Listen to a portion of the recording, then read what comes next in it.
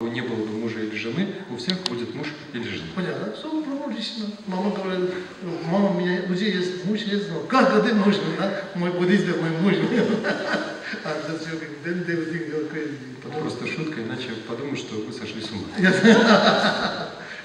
I'm just joking. So you can think like that. Вы можете так думать. Everything thought, very high level thought, if you tell to people, they don't understand it. Sometimes don't tell it. Так, если говорить о мыслях высокого уровня, если вы сразу же выскажете их другим людям, они не смогут их понять, поэтому иногда лучше их не произносить. Понятно? Вещи, некоторые глубинные вещи, они не понимают. Поэтому, если не просить, не говорить, так думать надо, говорить не надо, понятно? Вы иногда не думаете, мы говорим слишком странные вещи, говорить, понятно? Это неправильно, хорошо, ясно, да?